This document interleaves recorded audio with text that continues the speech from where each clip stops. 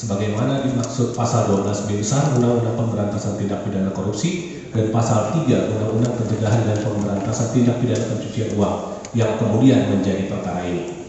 Selanjutnya, kami juga menyampaikan dan menguraikan keberatan mengenai kedudukan penuntut umum pada KPK RI yang tidak berwenang melakukan penuntutan dalam perkara ini karena tidak menerima pendelegasian kewenangan penuntutan dari Jaksa Agung, hal mana diwajibkan berdasarkan Undang-Undang Nomor 11 Tahun 2021 tentang Kejaksaan Agung yang menganut asas-asas penuntutan yang berlaku universal seperti asas single prosecution system, asas in and on the bar, dan asas dominus litis.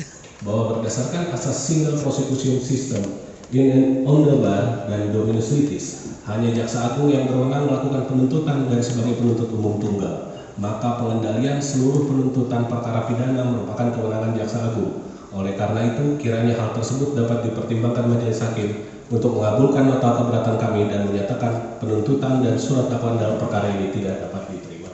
Bahwa karena berdasarkan asas single prosecution system dan dominus litis, hanya Jaksa Agung yang berwenang melakukan penuntutan dan sebagai penuntut umum tunggal, maka pengendalian seluruh penuntutan perkara pidana merupakan kewenangan Jaksa Agung.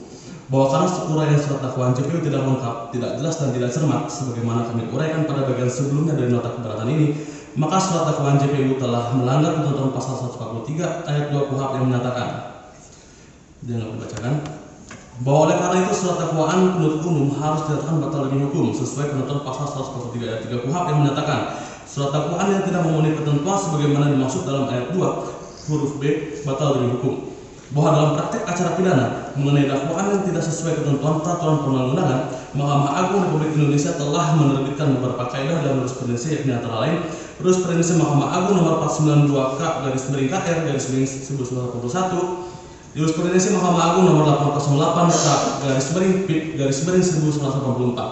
Bahwa dengan demikian maka perkara ini tidak dapat diperiksa lebih lanjut sesuai ketentuan pasal 196 ayat 2 KUHP yang menyatakan jika hakim menyatakan keberatan tersebut diterima, maka perkara itu tidak diperiksa lebih lanjut. Sebaliknya dalam hal tidak diterima atau hakim berpendapat hal tersebut baru dapat diputus setelah selesai pemeriksaan, maka sidang dilakukan. Bahwa selain itu, karena penyidik dan penuntut umum telah memblokir seluruh rekening terdakwa dan keluarganya, sedangkan perkara ini tidak diperiksa lebih lanjut, maka selayaknya majelis hakim memberikan pembukaan blokir rekening terhadap rekening ini sebagai berikut. A. Rekening tabungan di PT Bank Syariah Indonesia atas nama Ghazal Saleh. Sampai dia akan membacakan yang mulia. Berdasarkan hal yang telah diuraikan di atas, mohon agar majelis hakim yang memeriksa dan mengadili perkara ini berkenan menjatuhkan putusan salah dengan amar sebagai berikut. 1. Menerima dan mengabulkan seluruh nota keberatan ini.